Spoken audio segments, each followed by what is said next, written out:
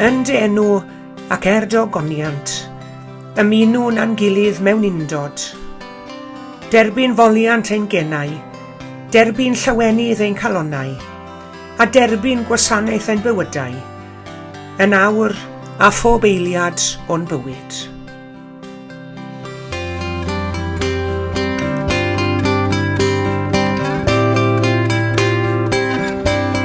Bore da iawn i chi gyd, a chroeso cynnes i chi roedfa. Diolch yn fawr iawn i chi gyd am ymuno ni eto bore yma. Gobeithio gewch chi fendith o gyd addoli ni. Croeso cynnes iawn.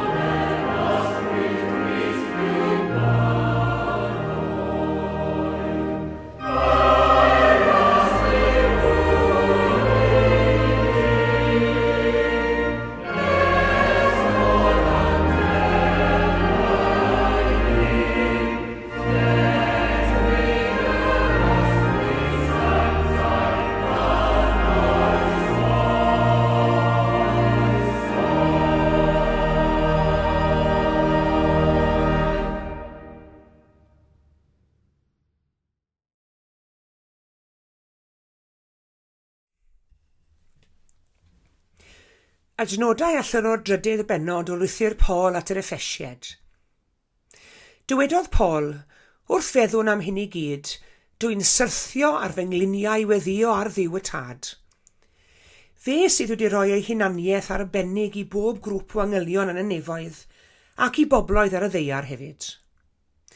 Dwi'n gweddio y bydd yn defnyddio'r holl adnoddau bendigedig sydd ganddo i'ch gwneud chi'n gryf, ac y bydd yn rhoi nerth mewnol i chi drwy roi ei ysbryd glân i chi. Dwi'n gweddio hefyd y bydd y Meseiau hun yn gwneud ei gartref yn eich calonnau chi wrth i chi ymddiried ynddo fe. Dwi am i'w gariad fod wrth wraidd popeth i chi'n ei wneud. Dyna'r sylfaen i adeiladu arni. Dwi am i chi a phobl Dduw i gyd ddeall mor aruthrol fawr ydy cariad y Meseia. Y mae'n lletach, yn hirach, yn uwch ac yn ddyfnach na dim byd arall. Dwi am i chi brofi y cariad hwnnw, sy'n llawer rhy fawr i'w brofi'n llawn, mwyn i chi gael eich llenwi a'r cwbl sydd gan Dduw ar eich cyfer. Clod iddo fe. Mae'n gwneud llawer iawn mwy na dim y bydden ni'n mentro gofyn amdano, na hyd yn oed yn gallu ddychmygu. Dylen ni sydd yn yr eglwys ac wedi'n huno gyda'r Meseia Iesu, rhoi clod iddo am byth bythoedd. Amen.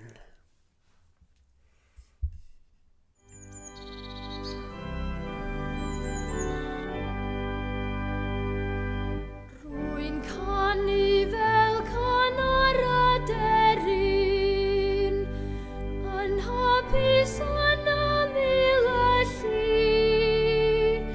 a dyna sy'n lloni fy nodyn, fod Iesu yn geidwad i mi. Mae'r Iesu yn geidwad i mi. Mae'r Iesu yn geidwad i mi. Rwy'n canu o'r feddwl, fod Iesu yn geidwad i mi.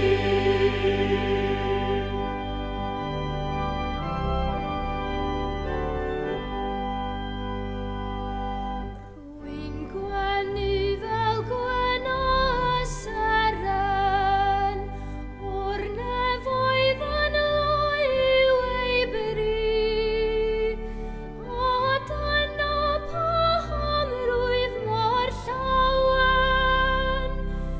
Mae'r Iesu yn geidwad i mi. Mae'r Iesu yn geidwad i mi.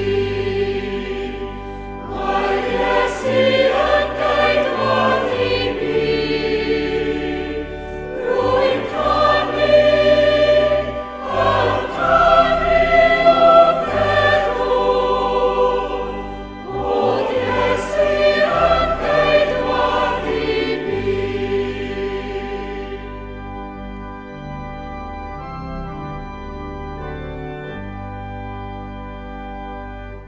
Rwy'n wyn fel y lili fach dyner, rwy'n gwenu yng ngôl Calfari, gofalu amdanaf bob amser. Mae'r Iesu sy'n geidwad i mi. Mae'r Iesu yn geidwad i mi. Mae'r Iesu yn geidwad i mi. Rwy'n canu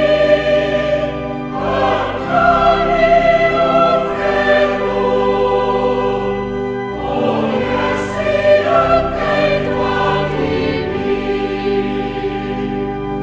Mae'r Iesu yn geidwad i mi.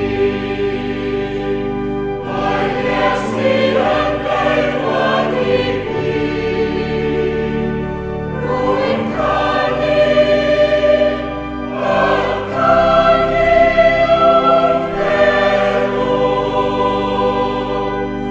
fod Iesu yn geidwad i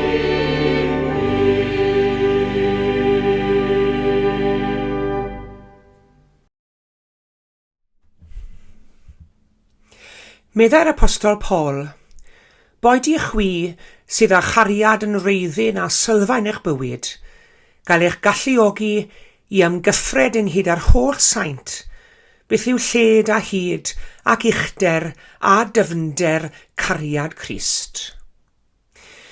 Mae rhai geiriau yn hawdd ei deall.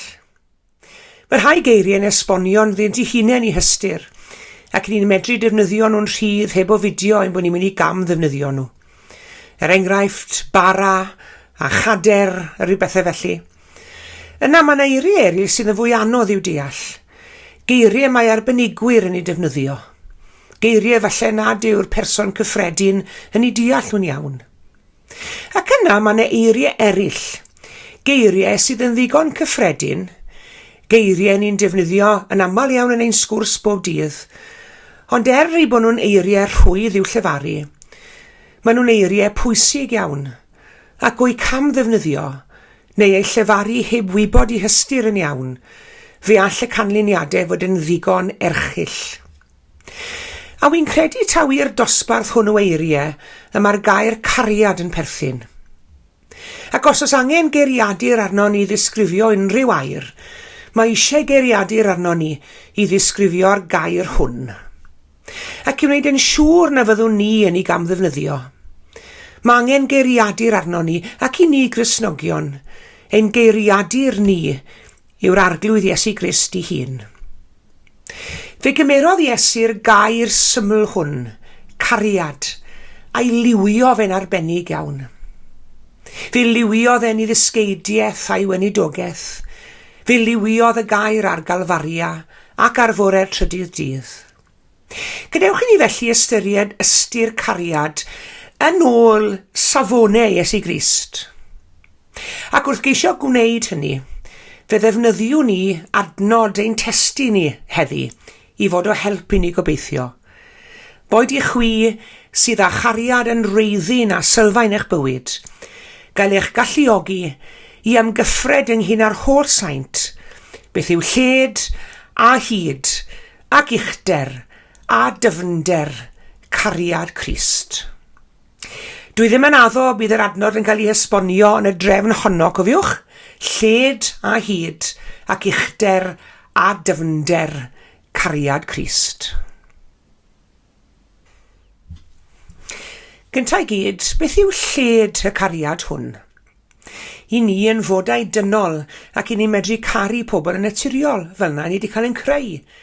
Ni'n gallu caru'n partneried, ein plant, ein teulu, ein ffrindiau. I ni'n gallu caru bobl i ni'n dewis i caru nhw. Ac eto dydy'r cariad naturiol hwn ddim yn addo unrhyw llydanrwydd na gadewch chi esbonio. Yn wir, mae'n naturiol ein bod ni'n rhyw adeiladu wal o amgylch ein cylch ni o deulu a chyfeillion. A dyn ni ambell waith ddim yn hoffi'r syniad o rhywun yn disturbio y cylch bach hwnnw i ni wedi adeiladu o'n hamgylch ni. Rhyw griw bach exclusif, yn or-obsesif o'n gilydd. Ac mae'r exclusiveness hwn heb yn wybod i ni, ac yn ddifwriad ambell i waith, yn medru troi yn faes i hau hadau emosiynol fel eiddigedd, hadau dinistriol fel casineb. Mor wahanol ydy'n syniad ni o gariad i syniad Iesu Grist o gariad.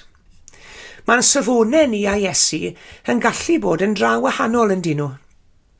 Mae'r Efengil yn sôn am un yn mynd ymlith dynion o bob math, bysgotwyr a chyfreithwyr a chasglwyr trethu, hen ac ifanc, cyfoethog a thlawd, pyblyg hanod a phechaduried, ar un cariad, ar un cynhesrwydd yn estyn mas tuag at bob yr un ohonyn nhw.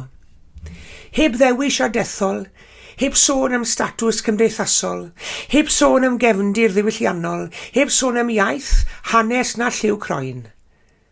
Ond yn cofleidio pob un fel bodau dynol ac yn aelodau pob un o deulu Duw. A thuag at y cynhesrwydd hwn y mae bobl dros y canrifoedd wedi agosau. Wedi mentro mas o'i unigrwydd a'i blinderau. Wedi mentro allan o'i cywilydd i ddarganfod rhyw ddechreuad newydd i'w bywydau. Mewn tangnefedd ac mewn nerth ac mewn gobaith. Ac mae'r eglwys Gristnogol yn gymdeithas eang. Mae'n gymdeithas lydan iawn. Ac iddi aelodau amrywiol wrth gwrs. Ac ie, dewch mewn meddai Iesu. Dydych chi ddim yn disturbio'n cymdeithas ni o gwbl. Mae yna groeso yn eich disgwyl a chroeso i bob yr un ohonoch chi. Mae e'n llydan, ond beth am uchder? Mae cariad Crist yn uchel hefyd. Mae yna uchder yn perthyn iddo fe. A pham? Wel, oherwydd tywoddi wrth ddiw y daw'r cariad. O'r top y daw'r cariad. I ni'n cael ein hannog yn y Beibl i geisio Duw, ond byddwn ni ddim yn medru geisio ef, ond ni bai ef yn gynta wedi'n ceisio ni. Gyfeillio'n annwyl, medde Ioan, gadewch i ni garu'n gilydd, oherwydd o Dduw y mae cariad. Nid ein bod ni'n caru Duw, ond i fod ef yn ein caru ni. C.H. Dodd ddywedodd, "This underlines the point which is of fundamental importance. The Christian religion starts not with man's love for God, but with God's love for man." Fe gymerodd y cam cynta. Fe ddath lawr ato ni. Duw gymrodd y cam cynta. A thrwy aberth I fab ar Galfaria, y mynegodd Duw y cariad hwn tuag ato ni. Dyna paham y mae cariad Crist mor uchel, oherwydd o Dduw y daw, a Duw cariad yw. Y mae cariad Crist yn llydan, y mae yn uchel, ond hefyd mae yna ddyfnder yn perthyn iddo fe. Mae yna ddyfnder iddo. Dyw Iesu ddim yn stopo'n caru ni os I ni wedi gwneud rhywbeth o'i le. Hyd yn oed os I ni wedi adael e lawr. Ac I ni yn gallu troi'n cefner na fe o bryd i'w gilydd yn dyn ni ac anghofio amdano fe. Rhywun yn torri y ddewid felly. Rhywun di gadael ni lawr. Rhywun di methu cadw cyfrinach. Yn y beth gwael yw endy fe os na allan ni ymddiried ym mhobol. Ond na dal ati garu mae Iesu'n gwneud. Nid yn unig fe garodd Iesu anffodision y gymdeithas, ond fe garodd e'r rhai oedd yn ei erlyd e hefyd. Yr rhai oedd yn ei wawdio fe, yr rhai oedd yn ei gysau e. Hyd yn oed pan mae'r oedd fi'n cael ei groesoelio, fe weddiodd Iesu dros I olynion. Dad, maddau iddynt medde fe, oherwydd ni wyddant beth y maent yn ei wneud. Ac mae'r waedd yno o'r groes yn profi dyfnder I gariad. Sdim ots pa mor isiel mae dyn yn cwympo i'r bydew ddifaterwch a chasineb. Mae cariad Crist bob amser yn ddyfnach nac unrhyw bydaw. Yno'n disgwyl amdano ni un puro ac un glanhau. Fi'n cofio clywed stori rywdro am forwr oedd e'n trio mesu'r dyfnder y môr na chi dasg am hosi bron y bod yn dy fe. Ac oedd e'n gwneud hynny drwy ollwng raff i'r môr. I lawr ac I lawr ac I lawr yn ddyfnach ac yn ddyfnach. A raff yn rhedeg allan heb gyffwrdd ar gwaelod. A'r môr yn recordio yn logbook y llong. Depth, 1 rope, and deeper than that. A fel na mae cariad Duw yn Iesu. Deeper than that. Mae yn ddyfnach na bob peth arall. Oherwydd felly y caro Duw y byd. Deeper than that. Fel yr rhoddodd I fe ei unig anedig fab yn ddyfnach o lawer. Mor dofn yw cariad Crist, ac o ddyfnder môr I gariad. Mae yna don ar ôl ton o ras yn llifo. Y mae'n dda o beth I ni wybod felly am led a dyfnder ac uchder cariad Crist. Ond mae eisiau ni wybod un beth arall hefyd, medde'r gair wy'n credu. Mae angen I ni wybod hyd cariad Crist. Wel, mae hwnnw'n syml ei wateb. Fe'n carodd ac fe'n car o hyd. Ym mhob ryw drollod yn y byd. A rhai a garodd fi'n waith. Fe'i car I dragwyddoldeb maith. Dyna I chi hyd I gariadau. Hyd dragwyddoldeb am byth bythoedd. Mae ambell I gyfeillgarwch yn marw yn dose. Ambell I berthynas yn torri lawr. Colli cysylltiadau ffrindiau ysgol a choleg. Amgylchiadau megis pellter a phrysurdeb bywyd yn achosi i'r gyfeillgarwch ddod I ben. Ond nid felly cariad Crist. Pa beth bynnag yw'n sefyllfa ni, pa beth bynnag yw'n hamgylchiadau ni. Fe'i car hyd dragwyddoldeb maith. Diolch I Dduw am gariad rhyfeddol Iesu tuag ato ni, a bod y cariad hwnnw yn ein hamgylchynu ni o ddydd I ddydd ac o awr I awr. Amen.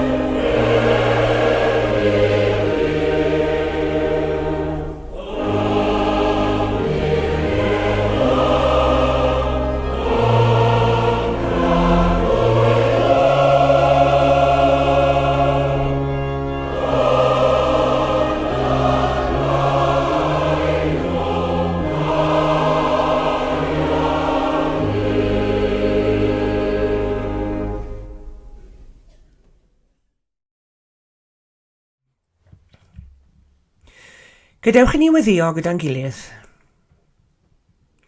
Ac fe ddechreuwn ni'r weddi drwy ddiolch am bob mynegiant o gariad Duw tuag ato ni.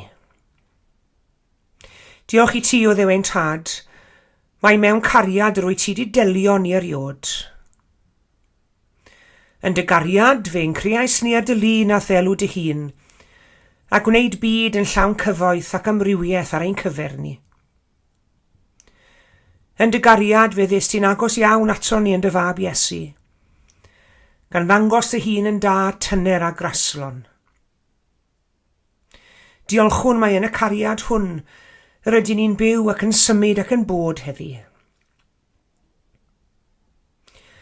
Gadewch i ni weddio am fendith Duw ar bob perthynas o gariad rhyngon ni a'n gilydd. Diolch i ti o Dduw am dy fod yn dy gariad yn ein tywys ni i berthynas newydd a'n gilydd. Ein hanwylied, ein cyfeillion a'n cydnabod, ein cydfrodyr yn chwiorydd ym mhob man. Rho dy fendith o dad nefol ar bob perthynas o gariad sydd rhyngon ni. Bendithian ffrindiau, a gwna ni bob amser yn ffyddlon i'n gilydd, yn barod ein cymwynas, ac yn werthfawrogol o bob caredigrwydd. Bendithia'r bobl hynny sydd yn anwyl i ni, ein teuluoedd. Gwna ni'n rasol, gwna ni'n amyneddgar hefyd, ac yn ofalus o fuddiannau'n gilydd. Bendithia ni arglwydd yn hymwneud a'n cydfrodyr a chwiorydd. Yn arbennig helpa ni i garu'r digyfaill a'r gwrthodedig, a'r rhai nad yw'n hawdd i ni ei hoffi ambell i waith. Helpa ni arglwydd y disg ni i garu fel y carodd Crist, ac i ddysgu gras a brawdgarwch. Gweddiwn arglwydd dros baw sydd mewn angen am ddiddanwch a nerth dy gariad di heddi. Derbyn ein hymbiliau ran dy fyd arglwydd, a phaw sydd mewn angen am nerth dy gariad. Pobl anghennus y byd, yn ewynog a'r gorthrymedig, sydd heb wybod am gariad Duw na gofal cydddyn. Pobl anhapus y byd, y galaru serenig ar diamgeledd, a'r rhai sydd heb neb i'w caru. Pobl anghyfrifol y byd, yr rhai sy'n peri poen a gorthrwm i eraill, ac yn ddifater o adfyd i cyd-ddynion. A phobl addyfwyn y byd, yr rhai sy'n tystio mewn gair a gweithred, i ffordd drar a gorol cariad Crist. Rhoi nhw oll arglwydd ac i ni hefyd, o ddiddanwch dy gariad di. A helpa ni gyd i dyfu mewn gras a thosturi. Gofyn nhw'n hyn yn enw Iesu Grist, ein harglwydd a'n gwaredwr.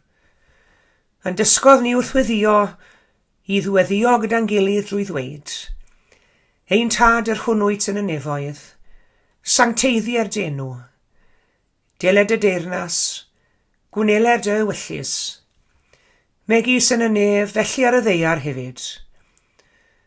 Dyro i ni heddiw ein bara beunyddiol, a madda i ni ein dyledion, fel y myddeiw ninnau un dyledwyr. Ac nag arwa i ni brofedigaeth, eithi'r gwared ni rhag drwg, canis eiddo ti yw'r deyrnas a'r nerth a'r gogoniant, yn oes oesoedd.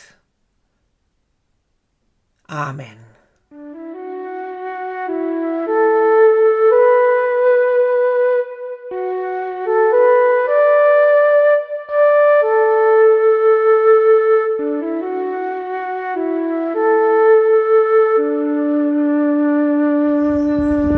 Diolch yn fawr iawn i chi gyd am eich cwmni heddi. Tan y Sul nesaf, cadwch yn ddiogel ac yn iach, a gras ein harglwydd Iesu Grist a chariad Duw a chymdeithas yr ysbryd glân, a fyddo gyda ni oll. Amen.